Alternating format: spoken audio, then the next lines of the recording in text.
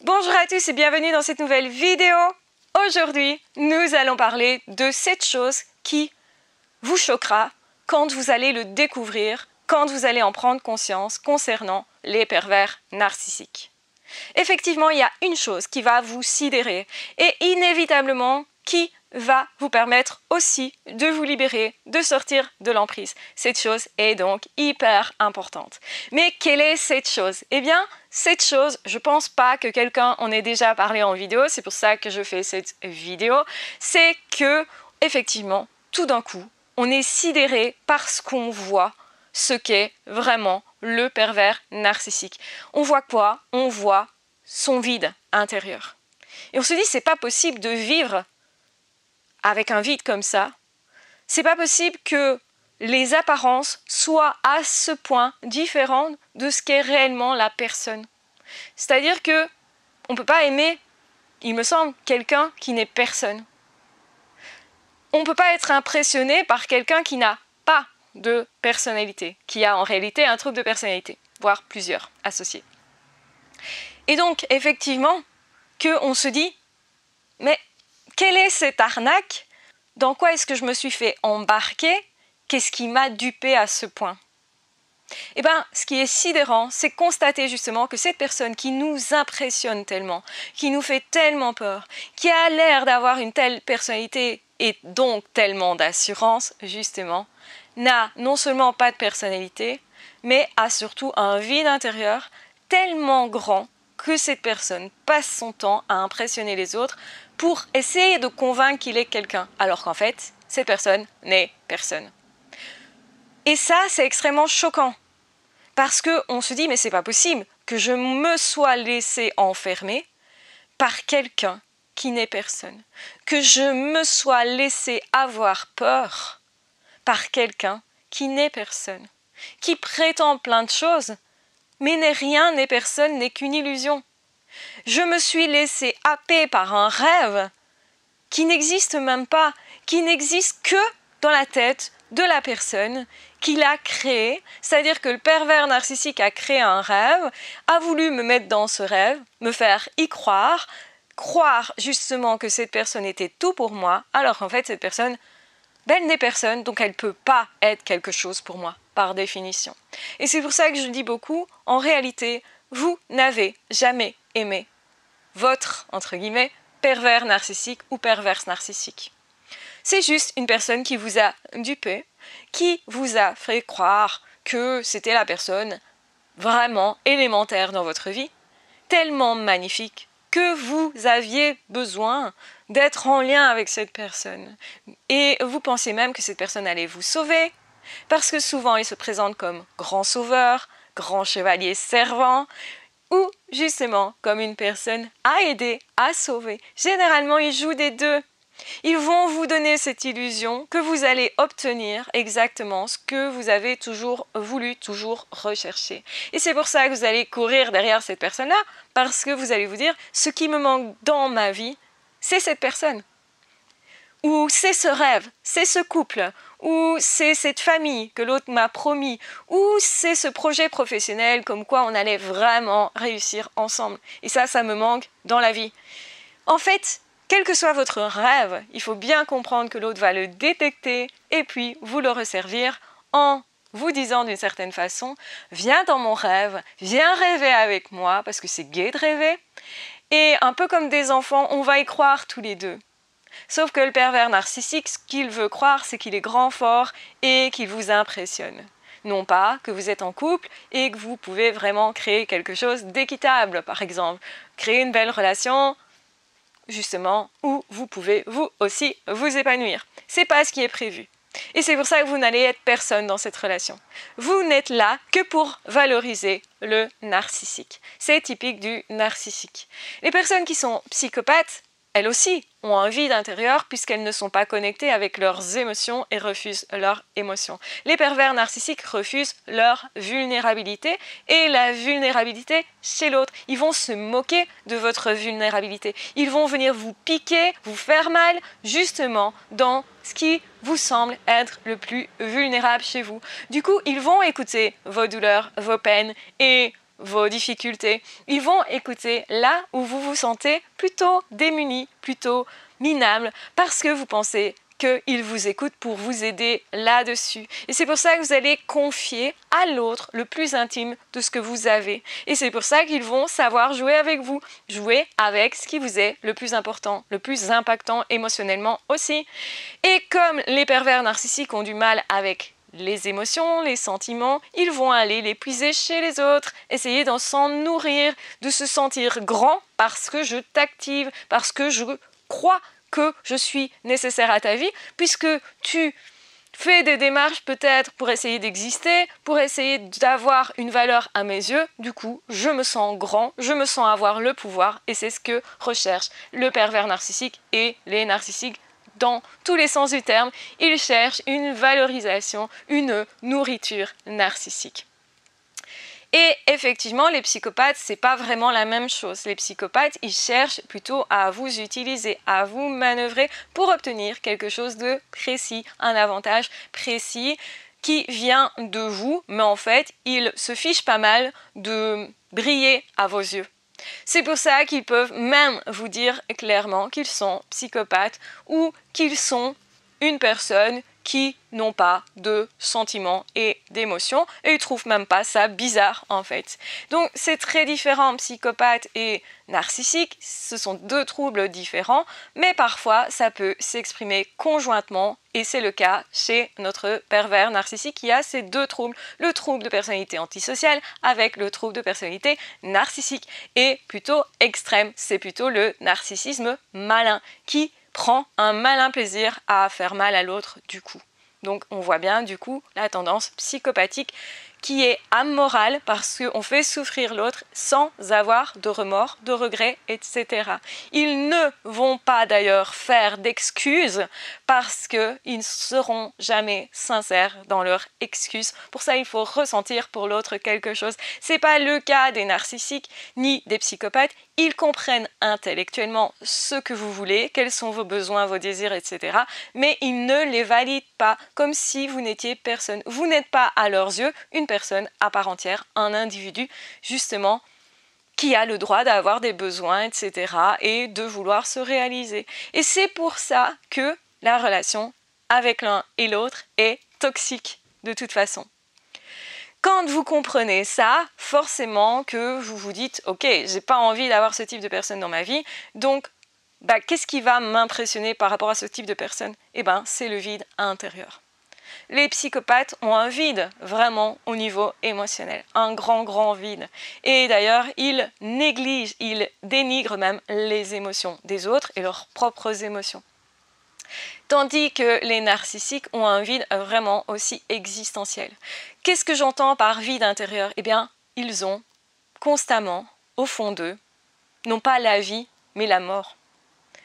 Ils ne sont personne, ce sont des personnes qui ne sont personne. Et c'est ça qui est impressionnant quand on voit les pervers narcissiques. Ce qui nous choque le plus, c'est de découvrir que ces personnes n'est personne. Qu'il n'y a rien à l'intérieur.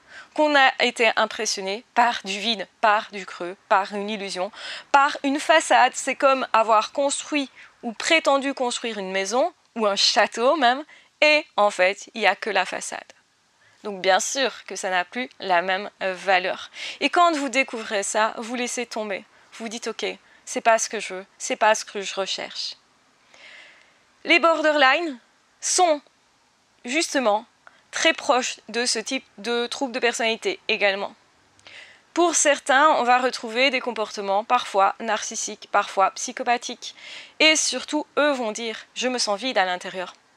Ils vont verbaliser le fait justement que ils n'arrivent pas à se remplir, ils n'arrivent pas à profiter de la vie, ils n'arrivent pas à comprendre pourquoi les autres sont heureux avec un couple, avec un enfant, avec une situation qui leur semble pas vraiment intéressante en fait. Et donc du coup, effectivement, eux aussi, on peut être impressionné par leur prétendue personnalité, par une carapace également, par des apparences, par des mensonges aussi, par de la manipulation, etc. Et puis découvrir que, là aussi, c'est vide et creux. C'est un point commun aux troubles de personnalité de type B. Et c'est ce qu'on retrouve aussi face aux personnes qui ont ce qu'on appelle la triade noire, qui en font partie. Je rappelle que ce sont les plus toxiques, les personnes machiavéliques, manipulatrices, qui vont vraiment vous manœuvrer pour vous dégrader, vous humilier, vous utiliser, qui vont vous manipuler très clairement au niveau des émotions également, et qui vont justement faire de vous personne. Le truc chez ces personnes-là, c'est que on s'attend à découvrir quelqu'un d'une richesse incroyable et qu'en fait, ils vont tout faire pour que nous ne soyons plus personne, pour qu'en fait, on ressente un vide intérieur.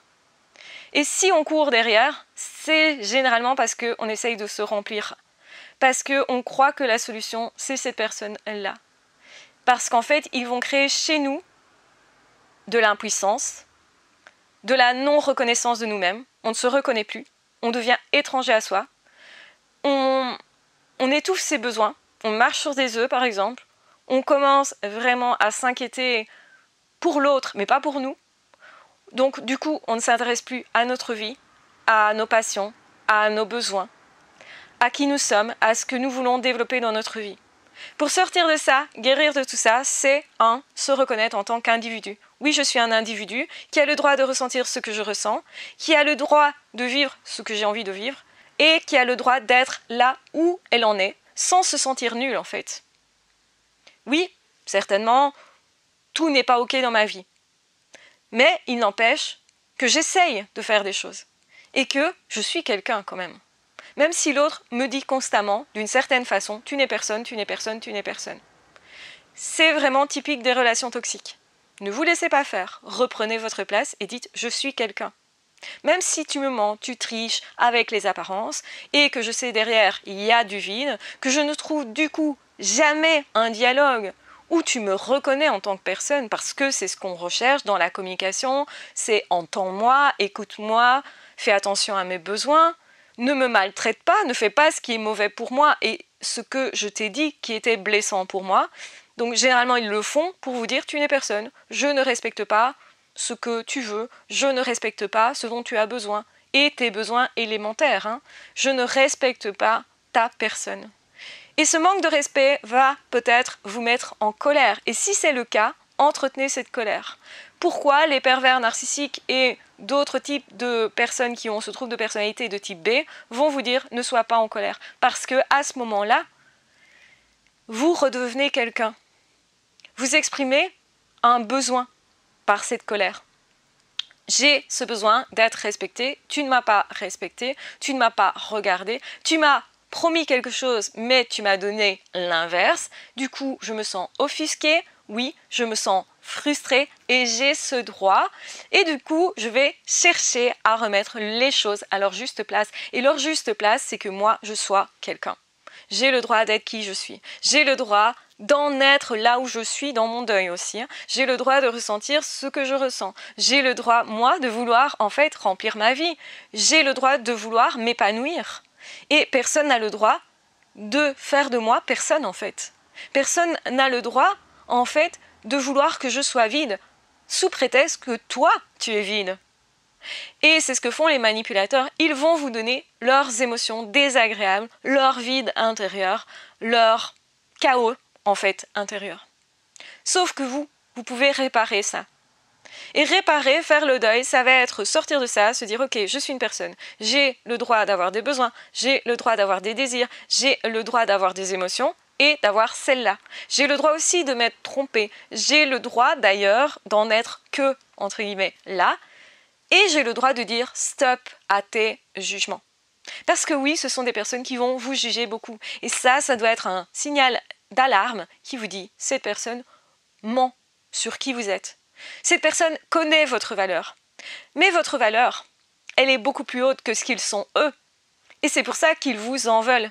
C'est pour ça qu'ils essayent de vous diminuer. C'est parce que vous êtes plus haut qu'eux, en fait.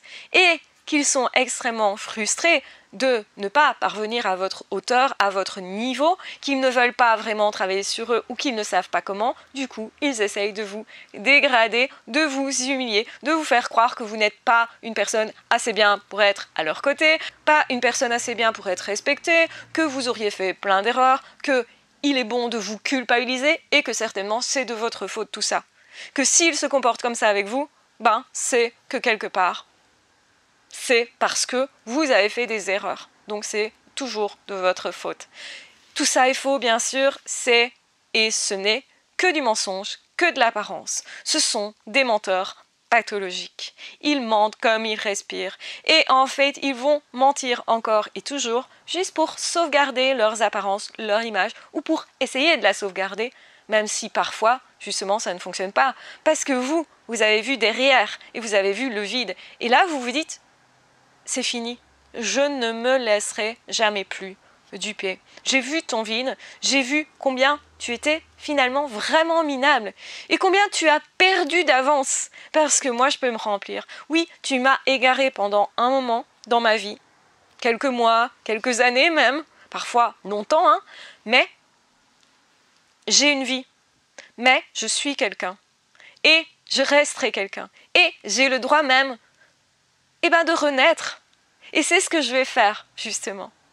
Et c'est précisément ce que ne pourront pas faire ces personnes-là. Et en fait, c'est ce qu'ils vous empêchent de faire. Ils évitent de vous voir faire votre deuil. Ils vont critiquer votre deuil, ils vont critiquer vos efforts, ils vont vous dire « Ah ben toi tu te bats et pas moi, t'as vu, c'est toi qui as perdu, moi j'ai pas d'émotion pour toi, j'ai pas de sentiment pour toi, je ne ressens rien. » Eh ben justement, c'est comme ça que vous perdez, cher monsieur, chère madame, qui êtes tout vide, c'est parce que vous n'avez pas d'émotion, de sentiment, vous ne vivez pas vraiment la vie, vous n'êtes personne en fait, vous n'êtes personne à l'intérieur et nous on le voit, nous on le sait et nous on ne croit plus justement à ces mensonges qui est de crâner en disant « Ah ah, je suis plus fort que toi ». Tout ça c'est que de l'ego, du narcissisme et donc du coup forcément à un moment donné ça ne marche plus parce que vous vous dites « Ok, quoi que l'autre en pense, moi je sais ce qu'il faut en penser, je sais qu'effectivement je serai toujours plus que ce type de manipulateur. Je serai toujours plus que du vide et que même j'ai été choisie parce que, à l'intérieur, il y a beaucoup de choses en moi. Et cette personne vous dira « Mais je sais que tu es une belle personne, ou je te souhaite le meilleur, ou oui, tu es une femme ou un homme extraordinaire, etc. » Bien sûr, ce serait plus simple si la personne ne faisait que vous dire je te trouve nul, en fait, je t'envie de toute la splendeur que tu as parce que je pense que moi, intérieurement, je ne serai jamais personne, je n'y arrive pas, depuis que je suis née, je suis finalement vide, je n'ai pas réussi à me construire, certes, j'ai vécu des traumatismes, mais ce n'est pas à prendre de façon justement à excuser ce type de comportement justement agressif par rapport aux autres parce qu'il s'agit vraiment de ça et chacun est responsable de l'agressivité qu'il fait porter à l'autre et justement ces personnes étant tout vides, creux, n'ont pas le droit et n'auront jamais le droit de faire d'une personne qui essaye d'être quelqu'un qui ne serait personne. Autrement dit, qu'elle soit dégradée, humiliée, rabaissée, avec des petites piques qui ont l'air peut-être de rien au début. Oh, t'as un petit bouton là. Oh, t'as un petit défaut là sur ta peau. Sans blague, on n'est pas parfait. Et alors, on est quelqu'un quand même. Ce qui déjà me donne une valeur que cette personne n'aura jamais. Et pourquoi cette personne n'a pas de valeur et que c'est vrai que c'est une personne nulle, minable, qui ne sert vraiment à rien finalement? En fait, cette personne, elle avait le choix de devenir quelqu'un. Elle avait le choix de naître à un moment donné. Et elle a peut-être encore ce choix-là possible. Mais vous, qui avez fait tout ce chemin de naître à la vie, de renaître à la vie, et qui, en faisant votre deuil du pervers narcissique ou de la perverse narcissique, de la relation toxique, eh bien, en faisant ce deuil, on renaît encore à la vie et on est encore plus grandi parce qu'on aura vécu une expérience de plus et que ça fait partie de la vie. Et certes, on aurait préféré éviter ce type de personnes tout creux, tout vide, parce que quand on voit ça, on est sidéré. On est en train de se dire « Mais ça existe des gens comme ça ?» Ah ben j'aurais jamais cru. La plupart des commentaires mentionnent ça. Je ne savais pas ce que c'était qu'un pervers narcissique ou une perverse narcissique. Je n'aurais pas pu imaginer qu'un tel type de personne puisse exister. Et c'est pareil avec toute relation toxique. La personne va dire « Je n'aurais pas pu imaginer qu'une chose pareille puisse exister. » Vous savez quoi? Ça prouve combien vous êtes sain, vous, à l'intérieur, et vous pouvez créer de belles relations. Je n'aurais pas cru possible que deux êtres se battent l'un contre l'autre en étant en couple, en prétextant collaborer. Parce qu'un couple, normalement, c'est ça. Et oui, un couple sain, c'est bien collaborer, c'est bien se mettre sur le même niveau que l'autre, pour communiquer, pour dire ses besoins, pour gérer les besoins de l'un et de l'autre ensemble. C'est comme ça qu'on est plus fort et qu'on affronte aussi la vie, qu'on dépasse des expériences et qu'on se communique nos expériences de façon à s'enrichir mutuellement, émotionnellement et psychiquement, mais aussi peut-être spirituellement. Donc ça augmente la vie à un niveau que de partager avec une autre personne, voire d'autres personnes. Quand on a plein d'amis, on partage vraiment beaucoup de choses. Et vivre la vie, renaître à la vie, c'est certes à travers toutes nos relations que dans bien des instants, on renaît à la vie, on se sent vivant, on se sent vraiment pris aux tripes et on se dit « Waouh, quelle belle relation !» Combien j'ai de la chance parce qu'on partage ça vraiment. Et ce n'est pas juste des émotions, avec des choses vides derrière, creuses, avec des projets qui n'en sont pas, puisque ça ne peut pas s'inscrire vraiment dans un avenir réel.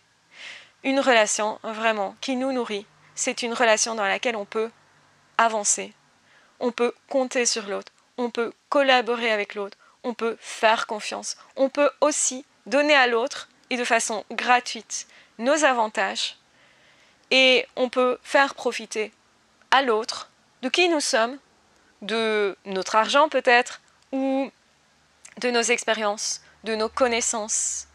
Tout ça, on le partage. Quelque part, c'est gratuit parce que c'est un échange. L'autre vient aussi avec ce qu'il est et ce qu'il a appris. Et nous, on est grandi, on n'a plus besoin de vivre autant de choses parce que l'autre nous donne déjà son expérience. Et avec les expériences des autres, on peut vraiment évoluer beaucoup plus vite dans la vie. Et certes, c'est aussi une des raisons pour lesquelles on recherche constamment les relations. Les pervers narcissiques recherchent des relations pour essayer d'être quelqu'un, mais pas pour vivre en fait, parce qu'ils ne vivent pas.